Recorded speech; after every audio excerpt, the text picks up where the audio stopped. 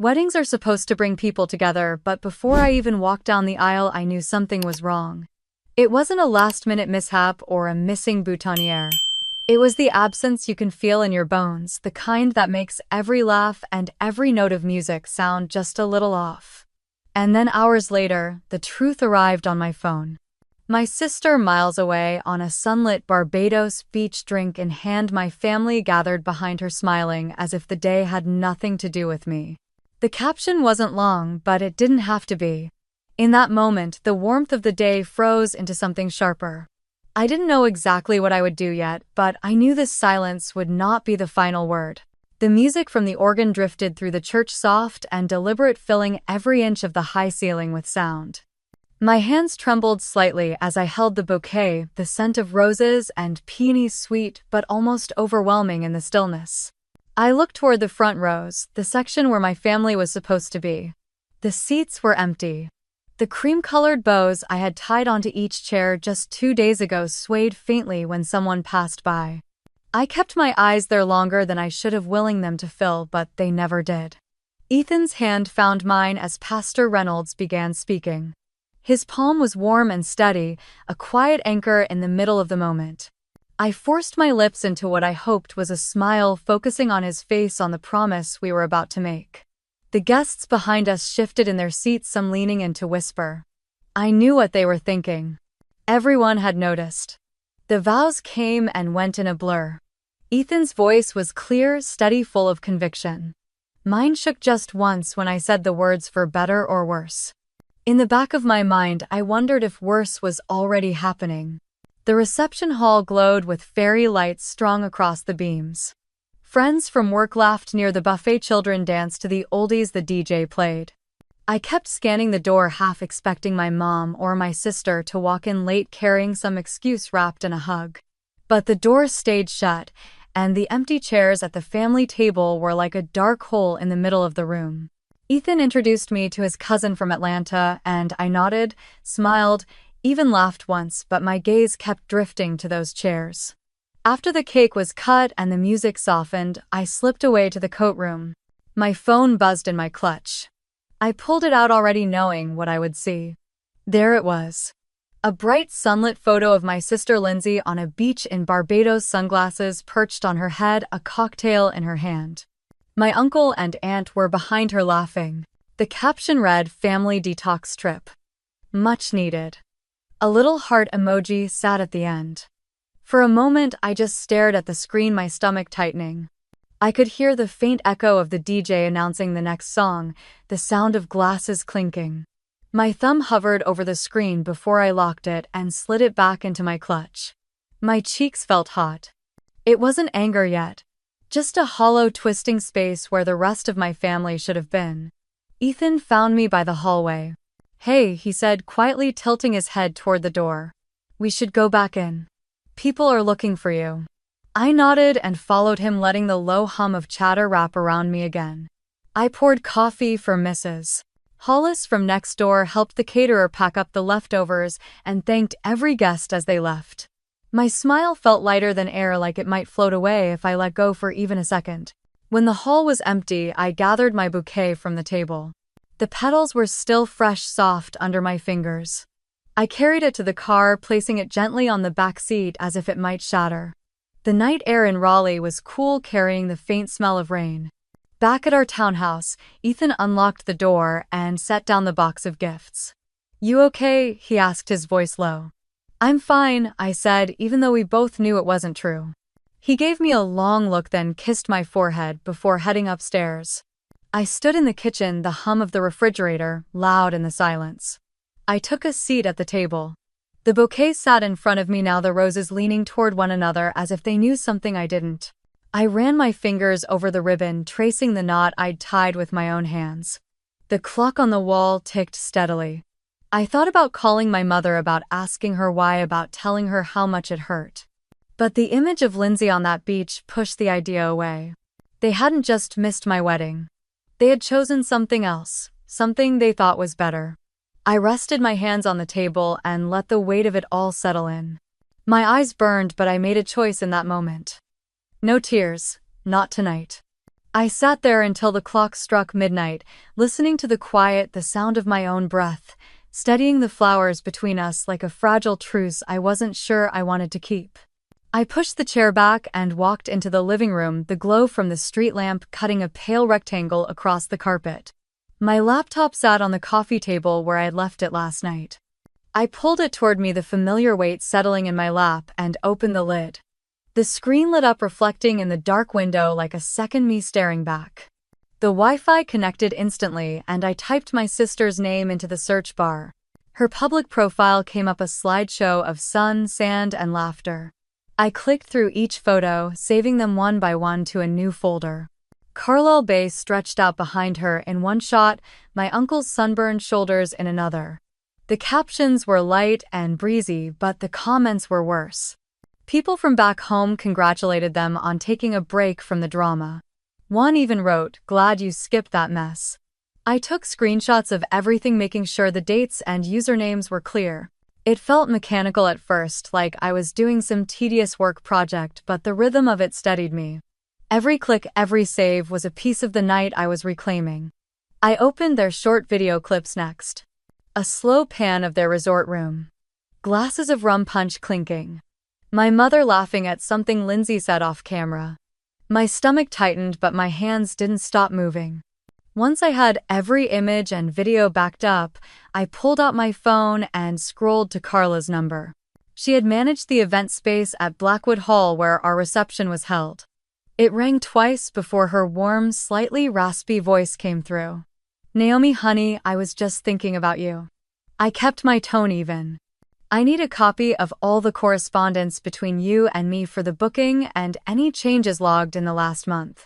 She hesitated just long enough for me to know she had seen something unusual. "Of course. I can email you the full log in the morning. Is everything okay?" I told her I just needed to clarify some details for my own records. She didn't push. I created subfolders marked by date and dropped each set of files in. Everything had to be organized, clean, undeniable. The clock on the screen read 1:07 a.m. But my mind was alert now, my pulse steady. I opened my email and searched for the contract from when we booked the hall. Downloaded. Filed. Then I thought of Jenna. We had met in college, her in pre-law, me in nursing. She was now a civil attorney in Durham. I called without checking the time, and she picked up on the third ring. "Naomi, it's past 1. Are you all right?" I told her what happened, every detail. I had my voice low but clear. When I mentioned the recordings, she cut in. "You're in North Carolina, so as long as you're part of the conversation, one-party consent applies. Just make sure the audio is clear and unedited." I told her I would. She offered to drive up on Saturday to go over everything in person. "Keep everything backed up in 2 places," she added before hanging up. I moved to the kitchen for a glass of water, the tile cool under my bare feet. The silence felt different now, not heavy, but taut like a bowstring pulled back. I returned to the couch and set my phone to record as I played a voicemail Lindsay had left me 3 weeks ago. She had called to say she was too busy to help with the seating chart, her voice sharp and impatient. That went into the folder too. I emailed myself a copy of the entire directory I had built so far, then uploaded another to a cloud account I rarely used. If anyone tried to delete or change something I wanted to know, I could still pull it up. The habit came from my job, logging every pediatric medication and vitals check, so there was no room for doubt later. Outside, a car passed, its headlights sweeping briefly across the wall. I leaned back, letting my eyes close for a moment. When I opened them again, the flowers from the wedding were still in my peripheral vision on the dining table. The ribbon gleamed faintly in the low light. I shut the laptop, gently placed it on the coffee table, and took another slow sip of water. The night had started with an empty church and a hollow ache, but now it was filling with quiet, deliberate steps. This was not about hurting back. It was about making sure there was a record, something solid and real that could stand on its own when the time came. I didn't know exactly what that time would look like yet, but I could feel it moving closer. The hum of the refrigerator followed me as I carried my glass back to the sink. I stood there for a moment, my fingers resting on the cool edge of the counter, and without meaning to, my mind slipped backward. I was 12 again, sitting at the long oak table in my parents' dining room. The overhead light cast a yellow glow on the plates of pot roast and mashed potatoes. Lindsay was chattering about her cheerleading tryouts, my mother leaning in, eyes bright, nodding at every word. I had brought home an A in science that day, the only one in my class, but when I mentioned it, the conversation barely paused. My father smiled politely, then turned back to ask Lindsay about the color of her new uniform. It wasn't a single moment that taught me to be quiet at that table. It was a collection of them layered year after year until my voice became something I kept to myself. Even when I had something worth saying, I learned to measure it first to decide if it was worth the look Lindsay might give me or the subtle sigh from my mother if the topic wasn't light enough. I rinsed the glass and set it upside down on the rack.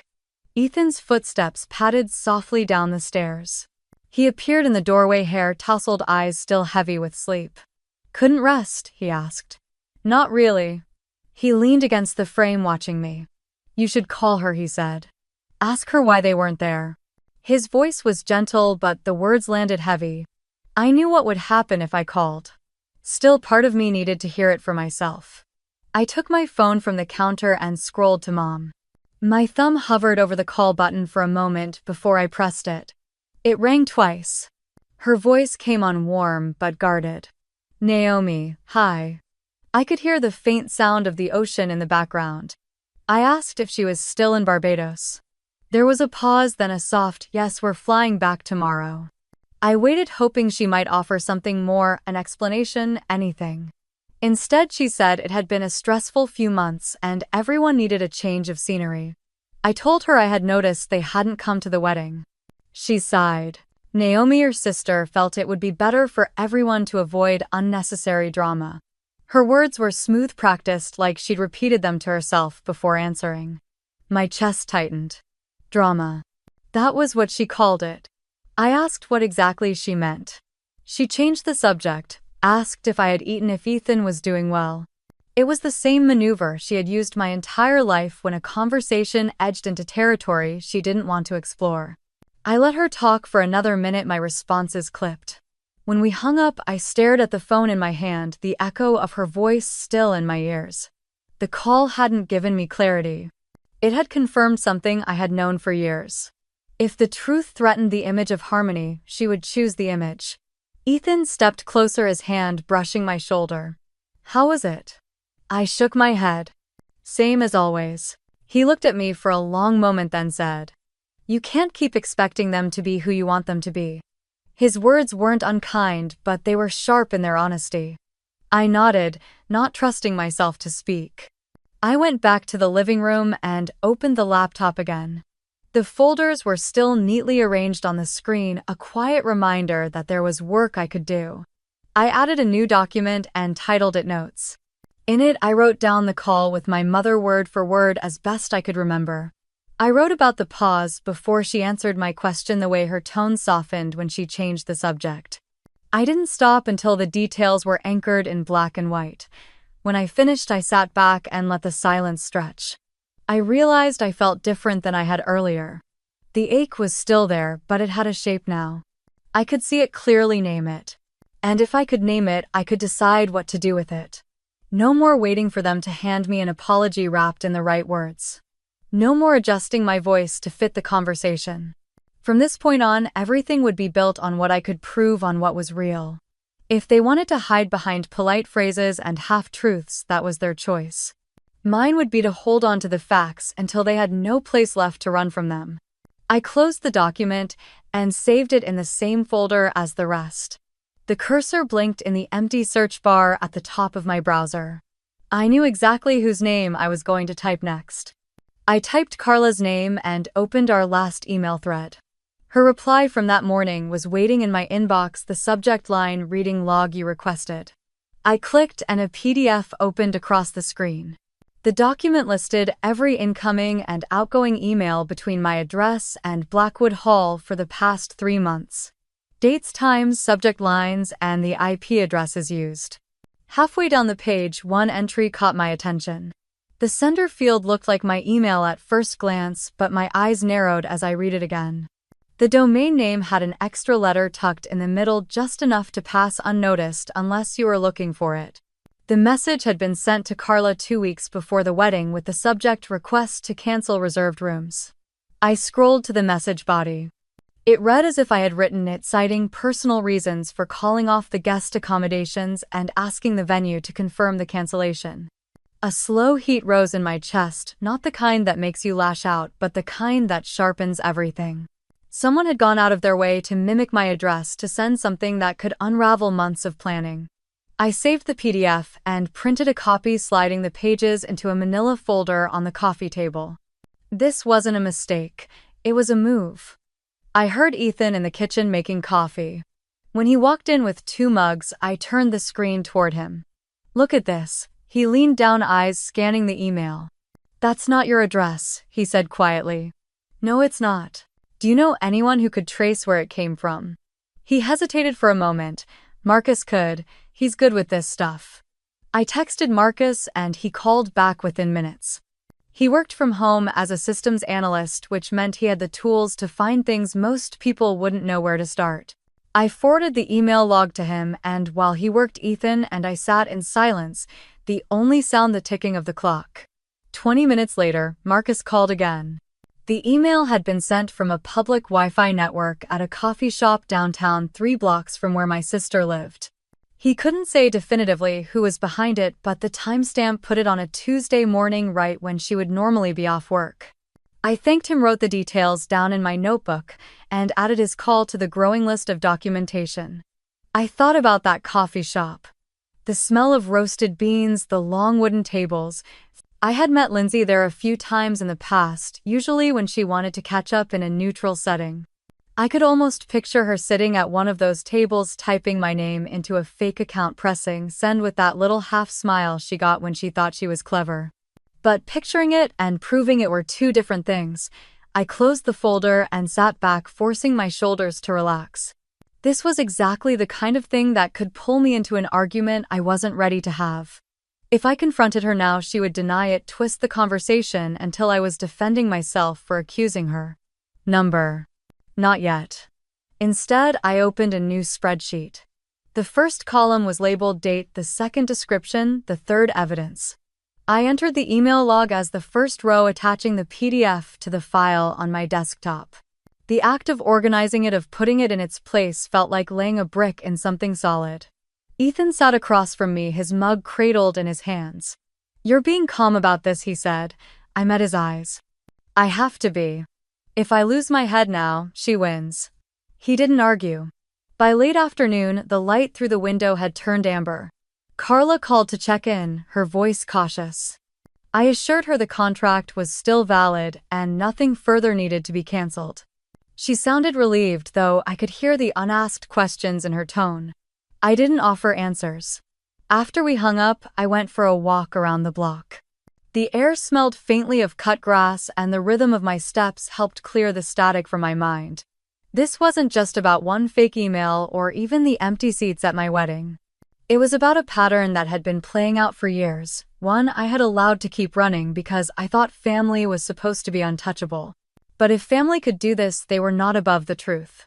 When I got back, the sun had dipped low, casting long shadows across the living room. I sat down at the table, opened the manila folder, and flipped through the growing stack. Every page was a small piece of something bigger, something I was building slowly, deliberately. I didn't know the exact moment it would all come together, but I knew one thing for certain. Whoever had sent that email wanted the wedding to look like a mess. I was going to make sure it was their mess, not mine. I opened my phone and scrolled through Lindsay's profile again, pausing on a picture I had looked at before but not closely enough. It was a flat lay of airline tickets fanned out across a marble countertop, a straw hat pushed into the corner of the frame. The airline logo was visible in the corner of one ticket. I zoomed in until the print blurred, but I could still make out the flight number and date. There were 6 tickets in the shot, maybe more out of frame. I took a screenshot and saved it, then opened a browser tab to search the flight number. The results confirmed it was a direct flight from Charlotte to Bridgetown, leaving 2 days before my wedding. I leaned back, staring at the screen. She hadn't even tried to hide it. I searched the name of the travel agency. Lindsay worked for Blue Horizon Travel and found their main office address in downtown Raleigh. I knew I wouldn't get anything from calling directly, not without a reason they couldn't brush off. Instead, I thought of Haley Myers, who had worked with Lindsay there for 2 years before moving on. We had met at a 4th of July cookout years back and followed each other loosely on social media. I still had her number. I sent a simple text. "Hey Haley, it's Naomi. Would you have time to meet for coffee sometime this week?" She replied within an hour. "Sure, I'm free tomorrow afternoon. Java House on Hillside at 2. The next day I arrived early and chose a table near the back where the low hum of conversation would cover ours. Haley walked in wearing a green cardigan, her hair pulled back in a loose knot. She smiled politely, but her eyes studied me as she sat down. We traded small talk over lattes before I eased into it. I asked if she knew anything about Lindsay's recent trip. Haley stirred her coffee, slowly glancing around before leaning in. "I'm not saying anything official," she said, "but that trip was in the works for a while. Group booking, discounted rates." I kept my voice calm. "Do you know how far back it goes?" She nodded slightly. "At least a month before you sent your invitations. It was framed as a family getaway." She looked at me carefully. "I think you should know your name came up." The way she said it made my skin prickle. I asked if she had any idea who handled the booking. Haley tapped her spoon against the cup. "Lindsay did, of course. She has access to the back end. And she kept a printed list of all the travelers in her desk drawer." I let a beat of silence stretch before asking the question that mattered most. "Could you help me get the itinerary or payment record?" Haley hesitated, biting her lip. "I can't pull it myself, but I know who can." She scribbled a name and number on a napkin and slid it across the table. "One of the junior agents handled the actual ticketing. She owes me a favor." That evening I called the number and explained that I was confirming details for a potential legal matter. I didn't elaborate. The woman on the line, her voice tight but cooperative, asked for my email and said she would see what she could do. 2 hours later, a PDF landed in my inbox. It was the full booking confirmation for the group trip to Barbados, listing each traveler by name. My parents, my aunt and uncle, 2 cousins, Lindsay's name at the top as the lead passenger. Date of purchase 5 days before the RSVP deadline for my wedding. Total cost $8,014. I printed it, the weight of the paper warm in my hands from the machine. The numbers sat there in bold black type, as matter of fact as a grocery receipt. $8,000 to skip my wedding and sit under Caribbean sun instead. I added the document to the manila folder, sliding it in behind the email log. Piece by piece, the outline of their plan was coming into focus. Ethan came in from the kitchen, wiping his hands on a dish towel. "Another piece?" he asked. I held up the itinerary. "Group tickets. Booked weeks in advance." His jaw tightened. He didn't say "I told you so," but it was there in his eyes. I sat down at the dining table and read through the names again. Each one carried a memory of some birthday, some holiday, some small kindness or shared laugh. It was strange how quickly those moments dimmed under the shadow of this. I told myself not to get lost in it. This wasn't about what I wished they had done. It was about what they did. I opened my notebook and wrote out the chain of events. The booking date. The flight details. The timing of the fake email. The departure day lined up perfectly, just 48 hours before the ceremony. It was too precise to be coincidence. I closed the notebook and looked at the stack in front of me. The mess was theirs. All I had to do was make sure they couldn't sweep it under the rug. I set the folder aside and sent a text to my sister asking to meet. I kept it short and neutral, a suggestion for coffee at Maple and Main on Glenwood at noon. She replied with a single word that meant yes. My stomach tightened, but my hand stayed steady as I tucked 2 printed pages into the folder. I told myself I would not use them unless I had to. I also slipped my phone into my bag with the voice memo app open. I reminded myself that North Carolina allowed recordings when I was part of the conversation. It was not about traps, it was about accuracy. The afternoon light in the cafe fell through wide windows, laying warm rectangles across the floor. The place smelled like cinnamon and roasted beans. I chose a table where I could see the door and the sidewalk beyond. I ordered an iced coffee and wrapped my fingers around the cold plastic cup. When Sloane pushed through the door, the barista glanced up at her the way people often did. She had a soft blue dress on and sunglasses pushed into her hair. She moved like she owned most places she walked into. She set her bag on the chair and said that she only had 30 minutes. I told her that would be enough. She leaned back, crossed one leg over the other, and waited for me to start. I could feel the old script vibrating under my skin. I would start gently. She would warn me not to be dramatic. I would try to explain. She would shrug and tell me I misunderstood. I closed that script like a book and slid it away. I told her I had seen the photos from Barbados. She said the trip was good for everyone. I nodded once. I told her the wedding had an empty front row and that I would not pretend it was nothing. She smirked the way she used to when I tried to hold my ground as a kid. She said my wedding would have lowered the family, that it had too much tension built in, and that she had saved everyone a headache by planning something lighter. The words sat there between us with the cool sweetness of her iced latte. There was a time when I would have felt a rush of hot shame and scrambled to make her feel better. This time I stayed with the sting until it dulled, and then I asked the first question I had come to ask. I told her that an email had been sent to the venue asking to cancel the guest rooms.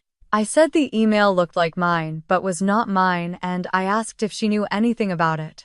She laughed, tipped her head, and said I was always so paranoid. I kept my tone level and repeated only the facts. 2 weeks before the ceremony, a message from an address 1 letter off from mine was sent to the manager asking for the cancellation. I asked again if she had any knowledge of that message. She looked out the window as if something interesting was happening on the sidewalk. She said grown adults did not need my permission to choose how they spent a weekend. That was not an answer, and we both knew it. I let the silence stretch. She shifted in her chair and reached for her cup. I could see a small pulse jump in her neck. I set my palm on the folder, not to pull it out, only to feel the steady weight of it. Then I asked my second question. I told her I had an itinerary for a group booking to Barbados, purchased 5 days before the RSVP deadline, and that the total was a little over $8,000. I asked whether she had arranged that booking through Blue Horizon Travel. She smiled without warmth and said she worked in travel, that of course her name would be on many documents, and that I should be careful throwing numbers around as if I knew what they meant. I said that numbers tended to mean exactly what they said. For a heartbeat, something flashed across her face, a quick calculation, the way a person looks when they realize the floor is not exactly where they assumed it would be.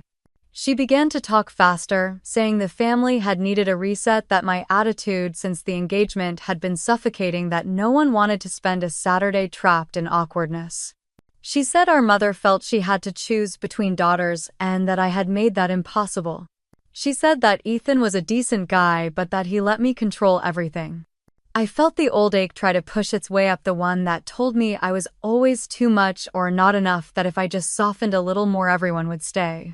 I kept my voice even and asked if she had spoken to Carla at any point about canceling rooms.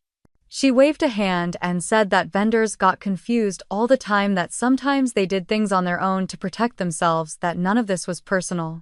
I said that a vendor did not invent a near duplicate of a client email address on their own. She stood then, gathering her bag, and said this was exactly what she meant, that I always made everything heavy and accusatory. She told me that my marriage would be better if I learned to let things go, that families moved on. I said families also told the truth. She shifted the strap of her bag onto her shoulder, gave me a small smile that did not reach her eyes, and said we were done here. She walked out with her head lifted. I watched her cross the street and disappear into a stream of people. I sat for a long minute listening to the hiss of the espresso machine and the soft scrape of chairs. I reached into my bag and stopped the recording on my phone. Then I opened the voice memo and labeled it with the date, time, and the location. I typed quick notes of the phrases she had used. Lowered the family. Reset. Confused vendors. I let my hands keep moving until the tightness in my chest loosened. When I stepped outside, the heat wrapped around me and the sky had deepened into a late afternoon blue. I walked to my car and sat there with the air conditioning running, the folder on the passenger seat. In a way, I had come hoping for one honest sentence, even a selfish one, something like I did it because I wanted to. Instead, I had gotten misdirection and a polished refusal to engage. The meeting had not been a total loss. It had given me a clean line between who she was willing to be in private and what I could put on paper. Back home, I placed the folder on the table and added a new entry to the spreadsheet. Meeting with Sloan, Maple and Maine. Noted statements. I attached the audio file and a photo of the cafe receipt. I sent a copy of everything to the cloud and another to an encrypted drive Marcus had set up for me. Then I closed the laptop and leaned back, eyes on the ceiling, counting my breaths until they were even. Ethan came in from the porch where he had been fixing a loose hinge. He asked how it went without asking for details, his face careful, his hand still. I told him I had asked direct questions and received the usual smoke. He swallowed and asked what I wanted to do next. The answer rose without effort. Private conversations were done. The next step would involve daylight and witnesses. Not to humiliate, but to protect the record from being rewritten. I told him I planned to speak to Jenna and to Pastor Reynolds. Ethan nodded like he had been waiting for me to say it out loud. He reminded me that I did not owe anyone a performance of forgiveness to prove I was a good person. I told him I understood. What I owed was clarity. The evening settled into quiet domestic sounds. Water running in the sink, the soft thud of a cabinet closing. I walked to the window and watched a boy ride his scooter down the sidewalk, his mother trailing a few steps behind, her hand out as if to catch the air he cut through. Across the street, a neighbor set out 2 camp chairs and a cooler for a Little League fundraiser later that night. The ordinary kept going steady as a heartbeat while I stood in the pause between what I had tried and what I needed to do next. I pulled my phone from my pocket and drafted a message to Jenna asking for a meeting. I typed another to Pastor Reynolds requesting time at his office. I did not send them right away. I read each one twice, then saved them in drafts.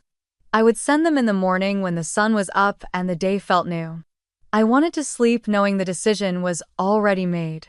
I turned off the kitchen light and paused in the doorway of the living room. The bouquet from the wedding rested in a glass vase on the table, the roses opening a little more, the ribbon soft from being tied and retied. I touched a petal with the back of my finger and felt its coolness. There was no need to rehearse what I would say next, or to imagine every response. The time for improvising around other people's feelings had ended.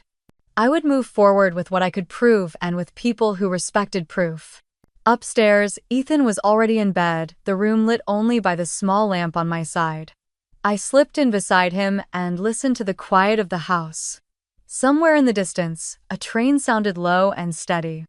I closed my eyes and let the sound carry me not away from the problem but to the place in me that could hold a line without shaking. In the morning I would press send. The morning came soft and pale, the kind of light that makes the air feel suspended. I lay still for a moment, hearing Ethan's steady breathing beside me, then slipped out of bed and padded downstairs. The house smelled faintly of the coffee grounds we had left in the grinder the night before. I filled the kettle and let the sound of the water mask the small tremor in my hands. At the kitchen table, I opened my laptop and pulled up the draft messages. My thumb hovered for a beat before I pressed send on the one to Jenna. The other to Pastor Mike went out a second later. 2 messages each, just a few lines, but I could feel them setting things in motion. Jenna replied first. Bring everything. My office, 2 o'clock. No fluff in her words, no need for it. Pastor Mike's response came 15 minutes later, his tone warm but edged with formality. Of course, Naomi. Let's talk this afternoon. The day passed in a quiet rhythm that didn't match the undercurrent in my chest. I showered, dressed simply, then laid out the folder on the dining table. Contracts, invoices, screenshots, and the printed log from Carla. I added a USB drive with the audio from my meeting with Sloan and another with the slide deck I had started building. By 1:30 I was sitting in the muted lobby of Jenna's firm. Her assistant offered water, which I declined, my mouth already too tight. Jenna ushered me in, closing the door with a soft click. She gestured to the chair across from her desk. Let's see it. I laid the folder in front of her and opened it. As I moved through each piece, the fake email, the Barbados booking, the invoice totals, her posture shifted from casual to alert. She asked short, precise questions, and I answered the same way. When we reached the audio clip, I slid my phone across the desk. She listened without interrupting, her face still. When it ended, she sat back and tapped her pen against the arm of her chair. This is more than pettiness. It's deliberate, and they will not admit it in private. She glanced up. You need an audience. An audience, but not a spectacle. She proposed a dinner framed as a conciliatory gesture. Invite the people who matter to them socially, those they don't want to look bad in front of. Aunt Linda came to mind first. She lived for family drama but had a knack for repeating things in a way that sounded credible. Carla could be there too, not to accuse but to calmly verify facts if pressed. And Pastor Mike, I said. Jenna nodded. Exactly. A figure they respect, someone who can't be dismissed as biased toward you. I asked what the dinner would look like. Jenna's answer was crisp. You control the setting, you set the tone, but you prepare your facts like you're walking into court. No improvising, no reacting to bait. From Jenna's office, I drove straight to Mason's Diner, where Pastor Mike had suggested we meet. The place smelled of frying bacon and fresh biscuits, the kind of scent that clung to your clothes for hours. He was already in a booth sipping iced tea. He listened as I outlined the plan, his brow furrowing only once when I described the fake email. I'll be there, he said after a pause, but Naomi, you have to promise me this isn't about cornering someone into shame. It's about the truth, I said, and I meant it. By early evening, the plan had shape. Jenna would draft the invitations, polite, almost warm, with phrases about clearing misunderstandings and moving forward together. The kind of thing that would lower defenses. I would send them from my personal email, framed as a thoughtful follow-up to the wedding. When the drafts came through, I read them twice. They were disarmingly soft, nothing in the language to hint at the undercurrent. Even the dinner location, a private room at a local bistro, felt neutral. But beneath it all, the structure was deliberate. That night, I opened my laptop again and began refining the slides. The first 3 were gentle: the wedding day program, a few photos, the wide shot of the church with the empty front row. Then came the image of Lindsay's Instagram story from Barbados, the one with the cocktails lined up and the caption about choosing peace. From there, the tone shifted. A side-by-side of my email address and the fake one, both highlighted to show the single-letter difference. A screenshot of Carla's email log, the fake message circled in red.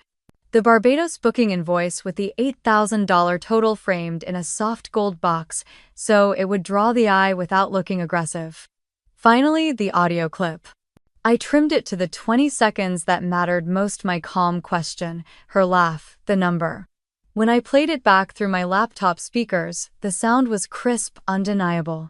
Ethan wandered in as I was adjusting the slide order. He leaned over my shoulder, scanning the images. It's tight, he said. And it's clean. That's the point, I told him. I don't want them to say I came for them with emotion. I want them to see the weight of their own choices. By the time I closed the laptop, the sky outside had deepened to navy, the first stars just visible above the trees. I gathered the papers and the USB drives, tucking them into the folder. Everything in one place. Everything ready. I stood for a moment at the kitchen window, watching the glow from a neighbor's porch light spill across their lawn. Somewhere in the distance, a dog barked twice, then went quiet. The stillness wrapped around me, not empty this time, but focused. Tomorrow, the invitations would go out. And with them, the first step into the new rules I was setting for this family. Rules where the truth wasn't something to dodge or dress up, but something you had to sit with, even if it made you uncomfortable. I turned off the lights and headed upstairs, the folder under my arm. The weight of it wasn't heavy anymore. It was steady. And so was I. The evening of the dinner arrived with a sky streaked in muted orange, the kind of light that makes everything look almost gentle. I parked in the small lot behind the bistro and sat for a moment with the engine off, feeling the quiet inside the car wrap around me. Through the front windows, I could see the private room set to the side, the glow of pendant lamps falling over white tablecloths. Inside, the scent of rosemary and baked bread mingled with the low murmur of other diners. The hostess led me through the main space and into the room Jenna had reserved. A long rectangular table stretched nearly wall to wall. 8 chairs on each side, 2 at the ends. The place settings were perfect, the silverware lined with almost military precision. Pastor Mike was already there, standing by the far wall with a calm smile. Carla arrived just behind me, setting her purse on the chair I indicated. Aunt Linda swept in wearing a bright scarf, the kind that made her easy to spot in any crowd. Ethan stayed close enough for me to feel his presence without him saying a word. One by one, the others filed in. My parents, my uncle and his wife, a couple of cousins, and finally Sloane, fashionably late in a cream blouse and gold earrings. She glanced around the table, her eyes skimming over me as if I were just another piece of the decor. When everyone had settled, Pastor Mike cleared his throat and offered a short blessing over the meal. I waited until the clink of silverware had begun to fade, then rose slowly, my folder in one hand. "Thank you all for coming," I began. I kept my tone even, my gaze steady as it moved down the table. I said I wanted to take this opportunity to address a few things that had happened before the wedding, things that had left space for hurt and confusion. I placed the laptop at my end of the table and connected it to the small projector Jenna had arranged. The first slide appeared against the far wall, the image of the church on my wedding day, the front pews empty.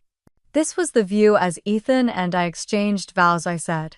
I let the silence hold for a beat before moving to the next slide, a screenshot of the fake email address alongside mine, the single altered letter circled in pale blue. This message was sent to the venue 2 weeks before the ceremony, requesting the cancellation of reserved guest rooms. It was not sent from me. Across the table, my mother's lips pressed together. Sloane leaned back, one hand resting lightly on her glass. I advanced to the next slide, Carla's log showing the timestamp of the message, her own email confirming the request, and the reply from the venue. "Carla," I asked, "could you please confirm that this is accurate?" Carla nodded, her voice calm. "Yes, that's the log from our system." I moved on to the Barbados booking invoice, the total $8,000 highlighted in soft gold. This booking was made 5 days before the RSVP deadline. The departure date was 48 hours before the wedding. A ripple moved down the table, chairs shifting, glasses lifted and set down. I clicked once more, bringing up the audio waveform. Without introduction, I pressed play. My voice came first, asking why the trip had been booked so close to the wedding. Then Sloane's laugh, light but edged, followed by her voice naming the amount. When the clip ended, Pastor Mike spoke gently. "Let's all try to keep our tone respectful." My mother's eyes shone, her hands twisting the napkin in her lap. Sloane leaned forward, her voice now lighter, more dismissive. "I think you're reading into things that aren't there, Naomi. We all needed a break, and that email, who knows, maybe someone at the venue messed up." I kept my hands still on the table. "So you're saying you didn't send or direct anyone to send that message?" Her gaze flicked to the projection on the wall before coming back to me. "I'm saying people make assumptions. You know how gossip gets started." I asked if she recognized the booking details. She said her company handled many group trips and that this was just one of them. I didn't argue. I only asked the next question, then the next, each one tied to something on the screen. "Did you speak to Carla about room cancellations? Did you tell anyone you wouldn't be attending the wedding before you booked this trip? Did you tell others in the family not to come?" She shifted in her chair, the gold earrings catching the singear. "Light." She answered, some with vague phrases, others with a flat no. I didn't press past that. The room was quiet except for the faint hum of the projector. I closed the laptop and let the last slide fade. "Thank you for hearing me," I said. My voice stayed even, neither warm nor cold. Pastor Mike suggested we take a moment before moving to dessert. Chairs scraped lightly as a few people excused themselves to the restroom. My mother stayed, seated, her eyes fixed on the tablecloth. I gathered my papers, slowly sliding them back into the folder, feeling the weight of each page. I had not raised my voice, and I had not chased her into an argument. The facts now sat in the open air where everyone could see them unvarnished. Ethan caught my eye from across the table, his expression unreadable but steady. I reached for my water glass and took a slow sip, letting the coolness settle in my chest. The night wasn't over, but the part I had needed to do was done. I placed the glass down and folded my hands to still them. I told everyone I had a proposal that would let us walk out of the room with a path forward. The room quieted in a way I could feel in my bones. Silverware stopped chiming. Even the hum of the vents seemed to fade. I said I wanted 3 simple commitments. First, reimbursement for the costs I had to absorb because seats went empty and rooms were cancelled without notice. Second, a public apology posted in the same places where the family detox remarks and beach photos appeared, not performative, just clear and factual.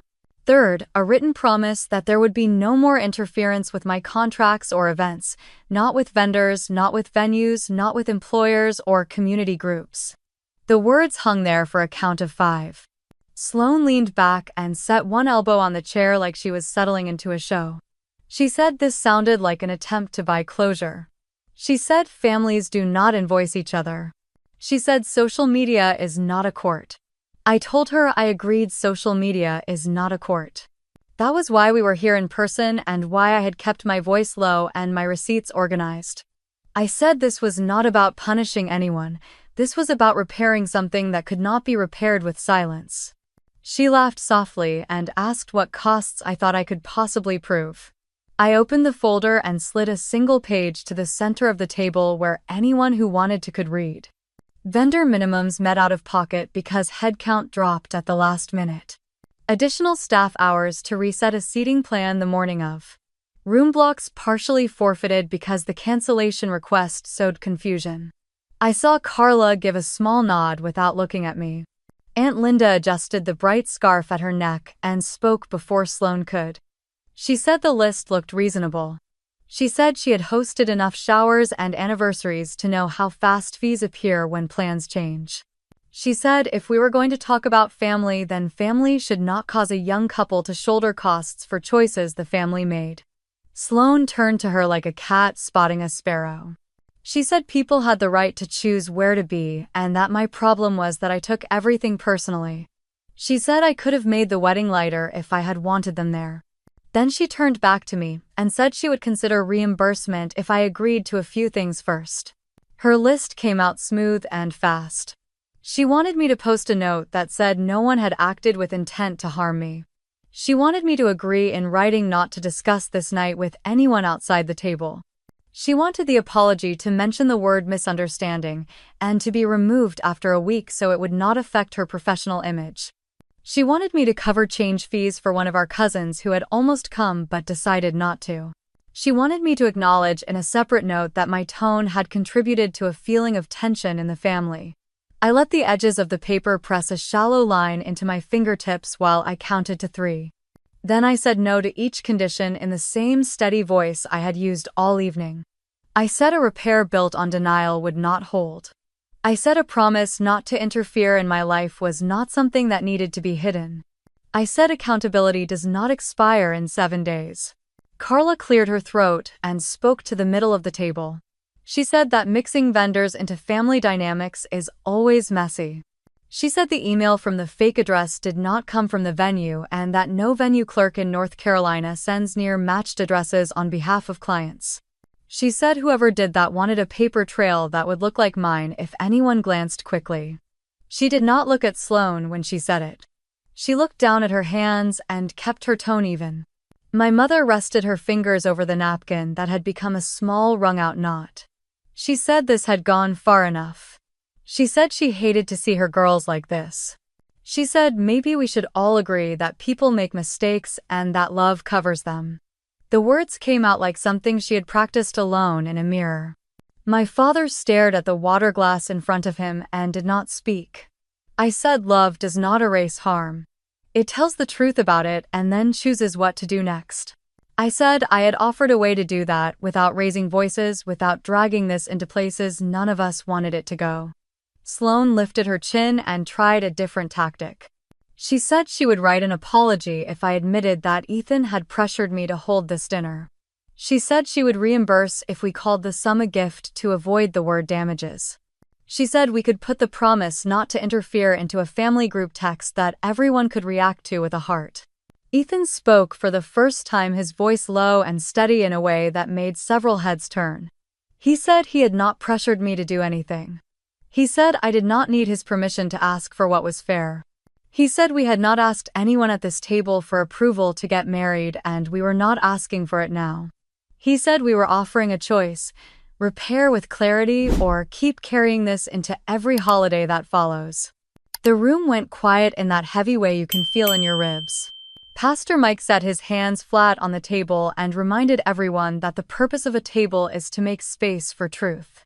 He said sometimes the only way through a hard thing is straight through it. He asked us to keep our words plain. A cousin cleared his throat and asked what the total reimbursement would be.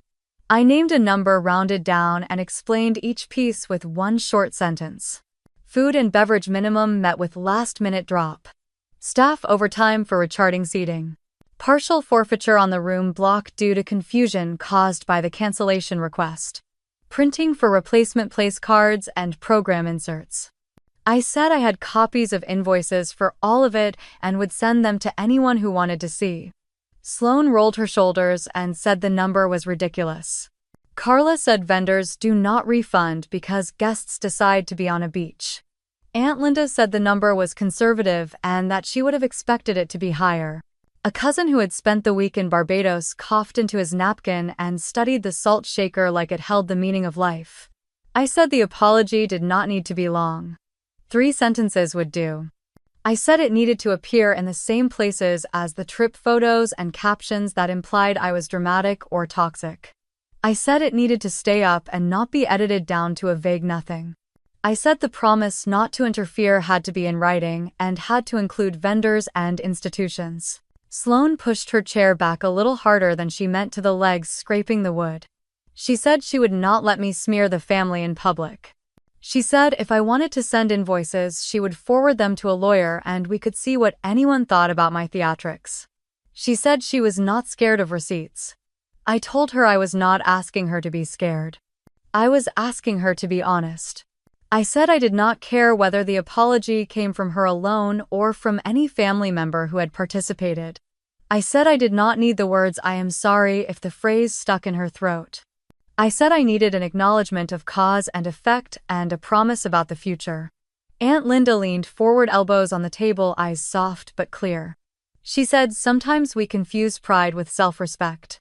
She said pride resists making things right because it wants to win the scene. Self-respect makes things right because it wants to live with itself in the morning. She turned to Sloane and asked her which one she wanted.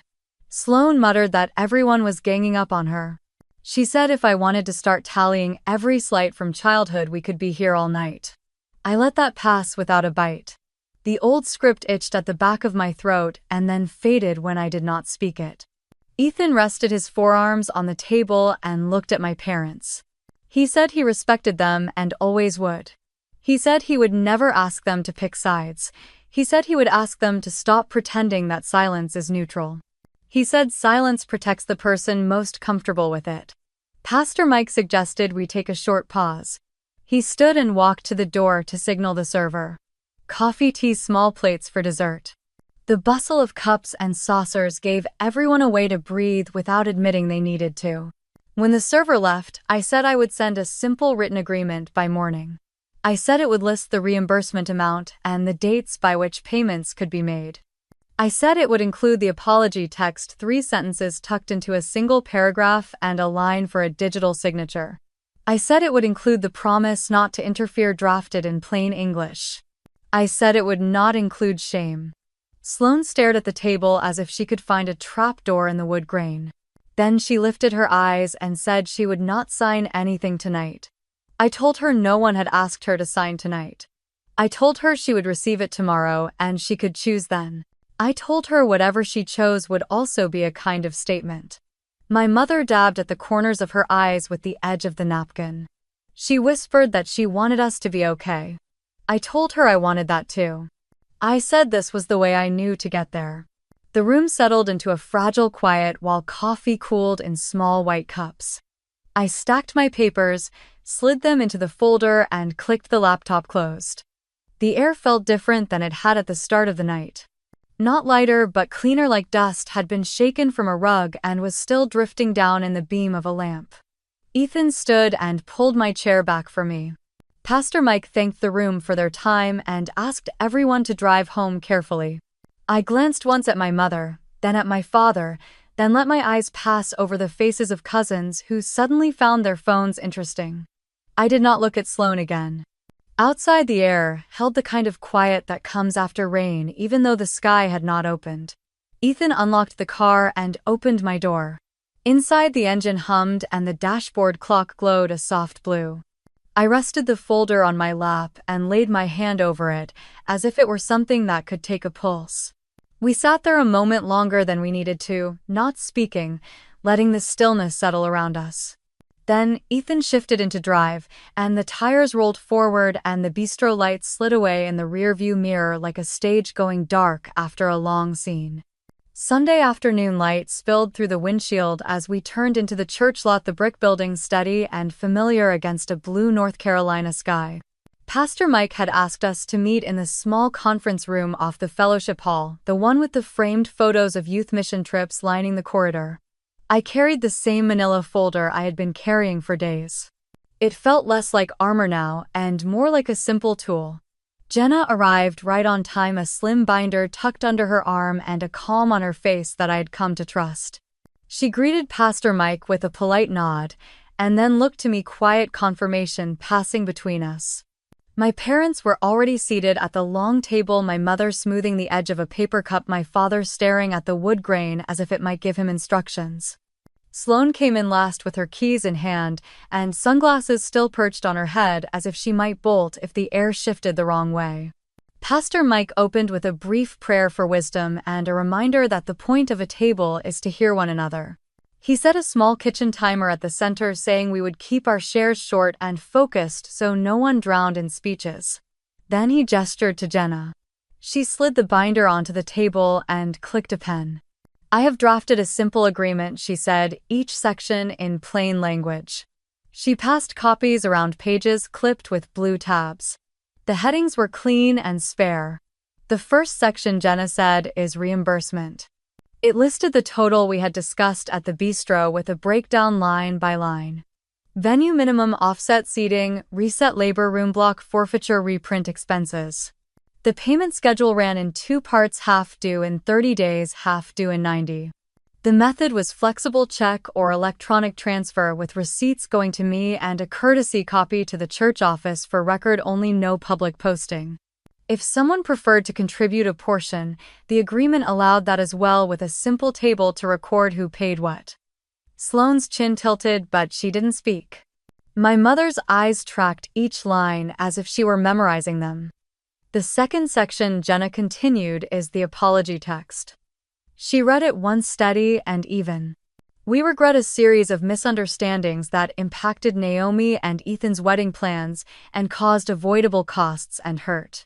We recognize our part in that impact and will be more careful with communication and commitments going forward.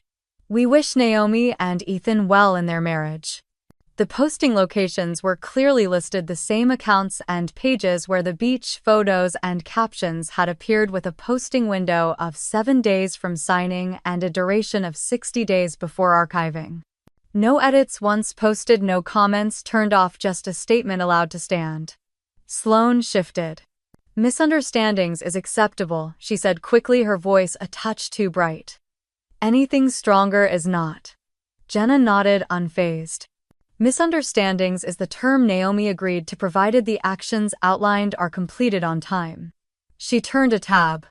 The third section is non-interference. It was a short paragraph that barred contacting Naomi's vendors, employers, venues, or community organizations to influence commitments, sow doubt, or suggest cancellations. It also barred creating or using near lookalike emails to speak as if on Naomi's behalf. Violations would trigger an automatic written notice and a 7-day cure period. Continued violations would release Naomi to pursue civil remedies without further meetings. I watched my father's eyes flick to that line and then back to his hands. Pastor Mike let the words settle and then nodded for Jenna to continue. The fourth section, Jenna said, is the confidentiality clause. Reasonable and limited. No one at this table will disseminate the agreement itself or discuss private financial figures outside this room, except with spouse legal counsel or clergy. Naomi retains the right to speak generally about her experience, her boundaries, and her wedding day without naming individuals or quoting private messages. The apology will be public. The rest stays where it belongs. Sloane sat up straighter. I want a line that says Naomi will not talk about me to her coworkers or online. Jenna looked to me and then back to the page. We already limited disclosure. We are not gagging someone's life. The clause is reasonable. It protects dignity without turning the truth into contraband. Pastor Mike folded his hands.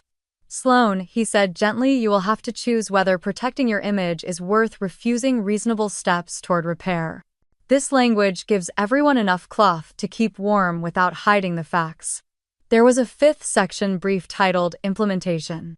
It listed dates like stones across a creek. Signing within 48 hours. First payment due by the 30th day. Apology posted within 7 days and maintained for 60. Second payment due by the 90th day. Non-interference in effect upon signature. It included a note that any payment could be made early and that the apology language would be sent to all signers by email within 24 hours, copied to Pastor Mike so no one argued about which sentence belonged. I read each line slowly and found my breath evening out. Jenna had stripped the fight down to actions and time. Pastor Mike invited each person to speak in turn, 2 minutes each, no crosstalk. My mother went first, voice soft, saying she wished none of this had happened, but she could see how the plan made sense. My father said he did not like the idea of writing anything public, but he could live with the word misunderstanding. He said he would contribute to the reimbursement, cashing a certificate of deposit if needed. Sloane said the number was punitive. She said the apology was performative. She said the non-interference sounded dramatic, like I believed I was someone important. She said she would agree only if the apology could be removed after 2 weeks, and only if the non-interference clause included a line that barred me from contacting her employer. Jenna kept her voice even. No to the 2-week removal. 60 days is already modest. As to employers, Naomi has no intention of contacting yours, and the clause as written already limits both sides. It is mutual. Do not contact Naomi's vendors or institutions, and Naomi will not contact yours.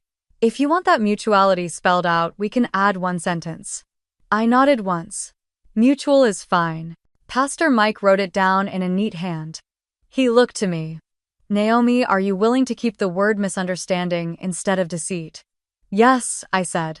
As long as the steps happen on time. Words without steps are just another performance. He turned to Sloane, and you. She clicked her pen open and shut and open again. I want the apology to say that both sides contributed to tension.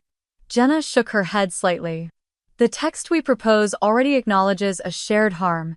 It names the impact without litigating tone. If you try to balance the scales in the sentence, you tip them in the act. Pastor Mike let a quiet pass. Then he suggested a 10-minute break to stretch and think. We stepped into the hallway. The carpet smelled faintly of lemon cleaner and years of potlucks. Ethan and I stood near the soda machine. He rested his hand at the center of my back, a small, steady warmth. You good? He asked. I am, I said, and meant it. When we returned, Pastor Mike reset the little timer. Sloane sat with her arms crossed but her eyes clear, calculation softening into acceptance. Fine, she said, not quite looking at me. Misunderstandings. 60 days. 2 payments. Mutual non-interference and confidentiality as written. I will not sign today. I will sign tomorrow after my lunch break. Jenna didn't blink. We will email a clean copy by 5. Signature can be electronic. First payment confirmed by the bank transfer receipt. The apology posted within 7 days. If the post goes up on day 7, do not remove it until day 67. She slid a blank page forward. Also, no edits to the apology after posting. If there is a typo, send a screenshot and we will confirm a correction. My mother exhaled like she had been holding air since the bistro. My father nodded once, a small movement that felt like the creak of an old door finally opening. Pastor Mike asked if anyone had anything more that would help them keep these promises. I said I would send calendar reminders at each milestone to the group email so no one claimed they had forgotten. Aunt Linda offered to be the one to call our uncle and cousins to encourage them to contribute to the reimbursement on time. Carla said she would send a brief note confirming that once payment cleared, the venue would mark Naomi's file settled in full with no balance or flags. The commitment around the table felt cautious but real, the way a bridge feels when you step onto it the first time and it holds. Pastor Mike closed his notebook and thanked everyone for choosing something other than avoidance. He asked if we could end with a short prayer for follow-through and kindness. We stood. Even Sloane bowed her head, though her jaw stayed tense. Outside the conference room, evening had started to draw shadows across the fellowship hall. Jenna handed me a copy of the draft with the small mutual sentence added in a neat margin. I traced the line with my finger and felt the relief of a burden finding its shelf. In the parking lot, cicadas hummed like a low electric current. My parents walked to their car together without speaking. Sloane paused at her door and looked back, not at me but at the church windows, as if wondering whether the building would keep track of her choices. Then she got in and drove away. Jenna leaned against my car for a moment and looked at me with that measured approval she rarely gave. "You did well," she said. "You stayed steady. It is much harder to be clear than to be loud." I thanked her, and she told me to check my email at 5 for the final draft. She promised to set automated reminders for each deadline and to copy Pastor Mike so no one could call anything a surprise. Ethan and I climbed in and sat without starting the engine. The windows framed the steeple sharp against the late afternoon blue. I let my head rest against the seat and felt the tiredness of a long fight that had not needed shouting. We did not win anything grand today. We built a small fence and hung a gate that swings only if you mean it. Back home, I set the binder on the table and opened my laptop. At 5 on the dot, Jenna's email arrived with the PDF attached and the subject line, "Final for signature." I read every word again, slow and careful, then sent a short reply. "Looks good. I will sign now. Please route to all parties." I signed my name with a steady hand and watched the confirmation blink on the screen. Then I added 3 calendar events: day, 7-day, 30-day, 90 each, with a simple note. Check. I closed the laptop and stood for a long moment in the quiet kitchen. The bouquet from the wedding had finally begun to soften at the edges, petals easing open without effort. The night was still a few hours away, but I could feel the next part settling into place. Not victory, not yet. Just the shape of a promise and a clock that would tell me if anyone meant it. The first payment came in quietly, just numbers on a screen in an account I had almost stopped checking. Jenna had given me the heads up that it would arrive this week, but seeing it there in black and white made it real in a way that meetings and signatures hadn't. It was not the full amount yet, just the first installment, but it was proof that the agreement wasn't only words on a page. A week earlier, Sloane had sat in the church meeting room with her arms crossed so tightly her knuckles went white. The contract was laid out in front of her, printed on heavy paper that rustled sharply every time she shifted it. She had scanned each line, her eyes narrowing in places, her mouth tightening in others. But, in the end, she had picked up the pen. The moment the tip touched the paper, the air in the room seemed to change. Pastor Matthews gave a slow nod. Jenna kept her face neutral, but I saw her hand ease from a fist into a flat, steady rest against her legal pad. Sloane's signature was careful, deliberate, the loops too perfect to be casual. When she pushed the papers back across the table, she didn't look at me. The first week after that, things felt strangely still. I'd walk past my phone half expecting it to buzz with some last-minute attempt to unravel everything, but it didn't. The first transfer came through exactly on the day Jenna had written into the terms. 2 months of payments in total.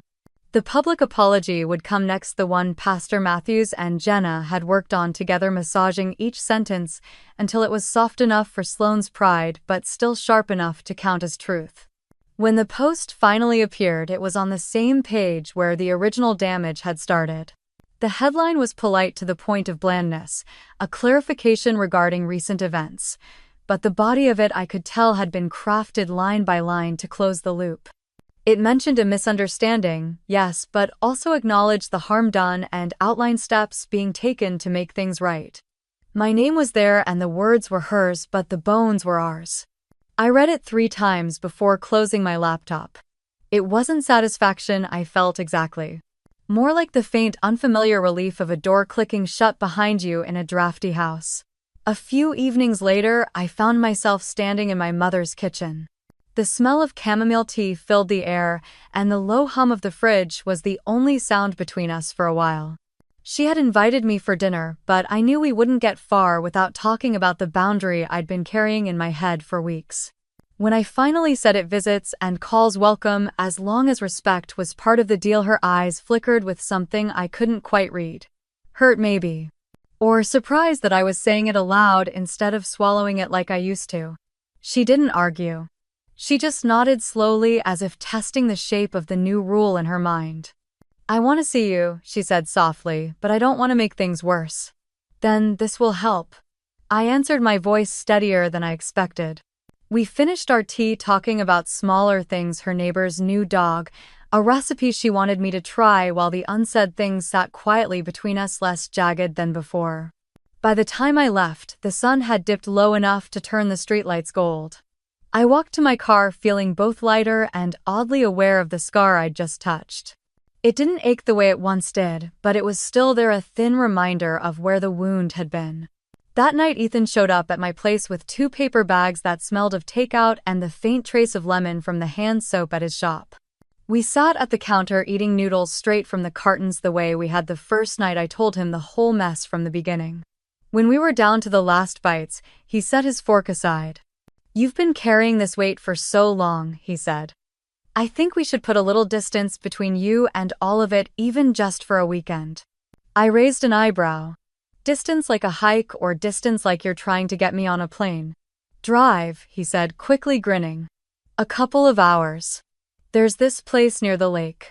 Cabin's a dock, no cell reception unless you climb a hill and hold your phone over your head."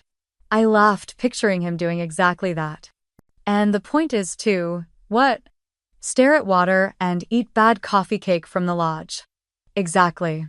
Stare at water, eat bad coffee cake. Sleep in. Remember, there's more to life than lawyers and statements and keeping receipts on everything." I didn't answer right away. My mind had been living in checklists for months, each box leading to another, each win followed by a wait. The thought of leaving it all for a few days was both tempting and strange. "Let me think about it," I said, and he just nodded like he knew that was as close to a yes as I could get right then. Later, after he left, I sat on the couch with the lamp casting a small circle of light across the room. Outside, the neighborhood was quiet, the kind of quiet that made you notice the hum of your own breath. The contract was in my desk drawer, the payments scheduled, the apology captured on screens. I could almost feel the gears slowing after months of running hot. The scar was there, yes, but it wasn't open anymore. When I finally went to bed, I found myself picturing the lake. Not the legal battles or the meeting room or the words we had all fought over, but the water itself, calm and wide, with room for the kind of silence that didn't feel like danger. The air in the bedroom felt cooler than it should have for early morning in June. I woke with that strange clarity that comes after a deep but short sleep, the kind that tells you the day ahead will be carved into memory whether you want it or not. By the time Ethan stirred beside me, my mind was already somewhere else entirely, on the mountains, on the smell of pine, on a path we hadn't walked yet but somehow already belonged to us. 3 weeks later, we stood at the entrance to the Blue Ridge Trail backpacks, light, the sun just beginning to burn the mist off the trees. The sound of water moving over stone carried through the air, steady and unhurried. I slipped my hand into Ethan's, felt the warmth of his palm, and thought about how different that warmth felt now, earned, not assumed. He looked at me like he was about to say something, then shook his head with a small smile and started walking. We didn't speak much on the climb. The trail wound upward in a gentle switchback, each turn revealing a little more of the valley below. By the time we reached the overlook, the mist had thinned into threads that wove between the peaks. Ethan set his pack down and pulled something from the side pocket, a folded piece of paper. He didn't unfold it yet, he just held it, breathing like he was storing the air for later. I knew what it was because mine was in my own pocket. We had written them the night before, sitting at the little table in our cabin, the lamplight soft on the wood. No witnesses, no officiants, no family members watching for a slip. Just the two of us deciding what we needed to hear from each other without anyone else's approval. He went first. His voice was low, steady, but every word landed like it had been tested for weight and balance. He promised to keep the doors open even when it would be easier to close them. He promised to listen when my silences spoke louder than my words. He promised that home for him would always be something we built, not something we inherited. When it was my turn, I felt my throat tighten, not from nerves but from the quiet truth that I had spent so long trying to find a safe place in people who couldn't give it. I told him I understood now that family wasn't always safety, that blood didn't guarantee kindness, and that love without respect was just another kind of trap. I promised to fight for us with the same steadiness I'd used to stand my ground in rooms where my voice was unwelcome. I promised that no matter how much noise the world made, I would keep a part of it quiet just for us. We stood there for a while after not talking, just looking out at the stretch of green and gray and gold that seemed to go on forever. I felt the paper in my hand, the ink still fresh enough to smudge if I wasn't careful, and thought about how much of life comes down to what you're willing to put in writing. The walk back down felt lighter. Somewhere along the descent, Ethan reached over and brushed his fingers against mine, and I realized we hadn't stopped holding hands since we started. The parking lot came into view sooner than I wanted it to, the spell of the trail giving way to the sight of cars and asphalt. Still, the air in my lungs felt new. That evening, we sat by the small fire pit behind the cabin, watching the flames lick at the edges of the wood. Ethan handed me a mug of coffee, and for the first time in months, I let myself believe that the worst part was behind us. Not forgotten, not erased, just behind. Later, when the fire had burned down to glowing embers, I took out my phone. I typed a short message to Jenna, to Pastor Michael, to Linda and Carla. I told them thank you, not just for standing with me, but for not letting me stand alone. I thought about sending something to my mother too, but decided I'd wait until I could do it without expectation. Before we left the mountains the next morning, we stopped at the edge of the lake. The water was as still as the image I'd carried in my mind that night weeks ago. I knew there would always be a scar where the hurt had been a faint pull when the air changed, a reminder. But I also knew it had healed enough for me to move without flinching. If you've ever had someone try to take the joy out of your most important day, I hope you find your way back to it. If you've been silenced, I hope you find the moment where you can speak without shaking. And if you've ever stood in the middle of a storm wondering who will still be there when it clears, I hope you find out the answer is better than you feared. Tell me if you've had your own version of this story. Share it in the comments, or just let me know what part of it stayed with you. And if you want to hear more about the ways ordinary people find their way back to themselves, stay close. There are more stories worth telling.